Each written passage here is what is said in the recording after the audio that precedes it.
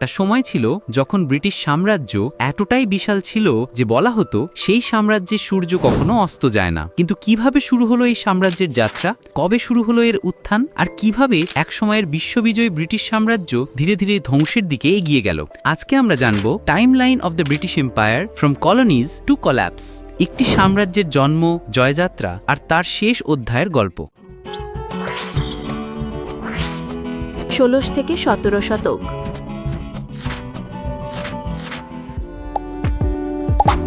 ১৫৮৩ থেকে ১৬০০ খ্রিস্টাব্দ। কি ঘটল? ইংল্যান্ড প্রথমবার বিদেশি উপনিবেশ স্থাপন শুরু করে, বিশেষ করে উত্তর আমেরিকায় রোয়ানোক কলোনি ১৫৮৫। ১৬০০ খ্রিস্টাব্দে প্রতিষ্ঠিত হয় ইস্ট ইন্ডিয়া কোম্পানি এশিয়ার সঙ্গে বাণিজ্য করার জন্য। কেন গুরুত্বপূর্ণ? এটাই ছিল ব্রিটিশ সাম্রাজ্যের প্রথম বৈশ্বিক সম্প্রসারণের পদক্ষেপ। তথ্য: রোয়ানোক কলোনি হঠাৎ করে উধাও হয়ে যায়, যেটাকে আজও বলা হয় lost colony. East India company পরে হয়ে ওঠে ভারতের একছত্র শক্তি। ইংল্যান্ড তখন স্পেন আর পর্তুগালের ঔপনিবেশিক দাপটকে চ্যালেঞ্জ জানায়। মজার মন্তব্য: একটা হারানো উপনিবেশ থেকে শুরু করে এক বাণিজ্যিক সাম্রাজ্য, একেই বলে সত্যিকারের হম্বলে শুরু। ১৬০১ থেকে ১৭০০ খ্রিস্টাব্দ। কি ঘটল? আমেরিকায় জেমস টাউন ১৬০৭ ও প্লাইমাউথ ১৬২০ সহ নতুন কলোনি গড়ে ওঠে। ক্যারিবিয়ান আর ভারতের দিকে ব্রিটিশ প্রভাব বাড়তে থাকে। কেন গুরুত্বপূর্ণ? প্রথম সফল ইংরেজ উপনিবেশ তৈরি হয়, বাণিজ্যিক ঘাঁটিও গড়ে ওঠে। তথ্য: জেমস টাউন ছিল প্রথম টেকসই ইংরেজ কলোনি। ব্রিটিশরা জড়িয়ে পড়ে আটলান্টিক দাস ব্যবসায়। ডাচ ও স্পেনের সঙ্গে সমুদ্রযুদ্ধেও ব্রিটিশ নৌবাহিনী শক্তিশালী হতে থাকে। মজার মন্তব্য: জেমস টাউন ছিল যেন ব্রিটিশ সাম্রাজ্যের হাঁটতে শেখা, একটু টলমল তবু সম্ভাবনাময়। ১৮-১৯ অষ্টাদশ শতক।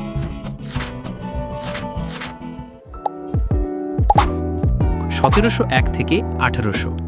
কি ঘটল? উত্তর আমেরিকা, ক্যারিবিয়ান ও ভারতে ব্রিটিশ সাম্রাজ্য বড় হতে থাকে। ৭ বছরের যুদ্ধ ১৭৫৬ থেকে ৬৩ শেষে ব্রিটেন বিশাল ভূখণ্ড জিতে নেয়। কেন গুরুত্বপূর্ণ? এ সময়ে ব্রিটেন হয়ে ওঠে পৃথিবীর প্রধান ঔপনিবেশিক শক্তি। তথ্য: ১৭৬৩ সালের প্যারিস চুক্তিতে ব্রিটেন পায় কানাডা ও ফ্লোরিডা। তবে ১৭৭৫ থেকে ৮৩ সালের আমেরিকান রেভলিউশনে ১৩টি কলোনি হারিয়ে ফেলে। ইস্ট ইন্ডিয়া কোম্পানি ভারতে আরও বেশি নিয়ন্ত্রণ নেয়। মজার মন্তব্য: সাম্রাজ্য ফুলে ফেপে উঠছিল, ঠিক তখনই উপনিবেশগুলো বলল, আমাদের মুক্তি দাও।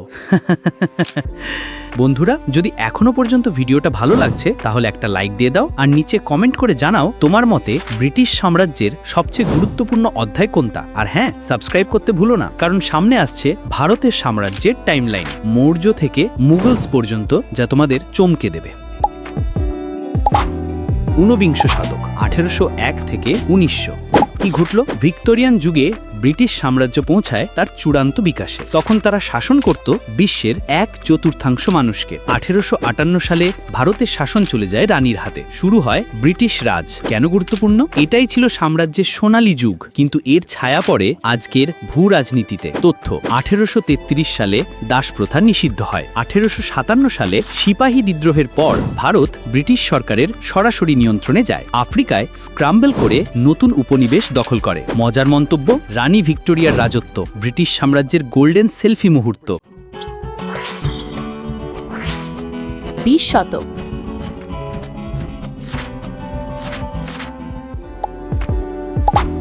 ১৯০১ থেকে ১৯৪৭।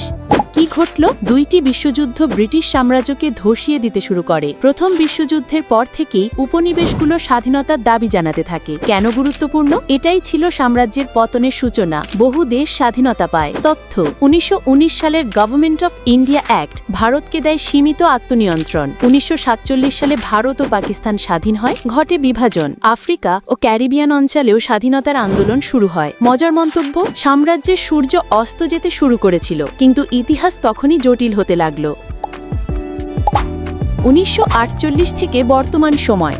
কি ঘটল? দ্রুত ডিকলোনাইজেশন। আফ্রিকা, এশিয়া, ক্যারিবিয়ান অঞ্চলে স্বাধীনতা। ব্রিটেন আজ এক আধুনিক বহু সংস্কৃত রাষ্ট্র। কূটনৈতিক ভূমিকায়। কেন গুরুত্বপূর্ণ? সাম্রাজ্য এখন ইতিহাস, কিন্তু এর ছাপ আজও স্পষ্ট চারপাশে। তথ্য: ১৯৬০ সালের ইয়ার অফ আফ্রিকা, একসাথে বহু দেশ স্বাধীনতা পায়। ১৯৯৭ সালে হংকং চীনের হাতে হস্তান্তর, সাম্রাজ্যের প্রতীকী সমাপ্তি। আজ কমনওয়েলথে রয়েছে ৫৪টি দেশ। মজার মন্তব্য: সাম্রাজ্য নেই, কিন্তু তার গল্প আর দাগ এখনো আমাদের দুনিয়াকে চালায়।